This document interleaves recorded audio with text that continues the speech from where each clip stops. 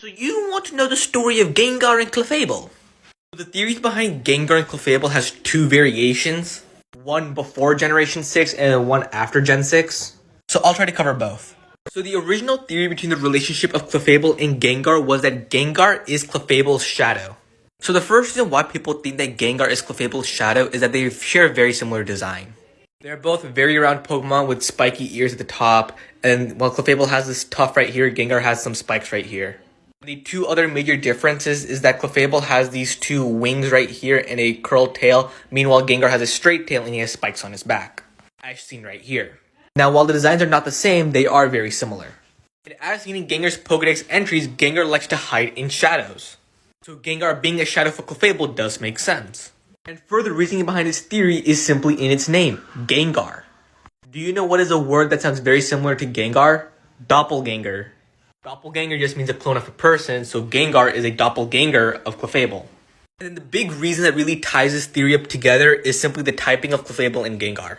So Clefable is a normal type, meanwhile Gengar is a ghost type. While he is also poison, we're going to focus on the ghost part. And normal types and ghost types are the only types in Pokemon that are immune to each other. Normal types cannot affect ghost types, and ghost types cannot affect normal types, normally. There are exceptions, but those are exceptions. In this similar vein, you cannot affect your shadow, and your shadow cannot affect you. And with all this information, we could create the theory that Gengar is Clefable's shadow. However, in Generation 6, the introduction of Fairy type debunks this theory. Clefable is one of the Pokemon whose types was changed from normal to Fairy in Generation 6.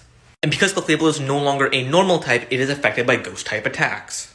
Which means the whole shadow aspect, how normal types and ghost types cannot affect each other, no longer applies. However, this entire theory does not get scrapped, it just gets reworked.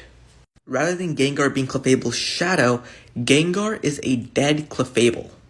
The reasoning behind this theory is the same as the old one, however we can change the whole shadow aspect.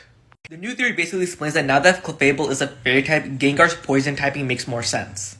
Because in Pokemon, poison is super effective against fairy. So Clefable is a fairy type, and when Clefable dies, it becomes a ghost type and poison. And do you want to know about a ghost poison type that looks a lot like Clefable? Gengar. And that is the theory behind Clefable and Gengar. If you guys want me to talk about more Pokemon theories, just let me know.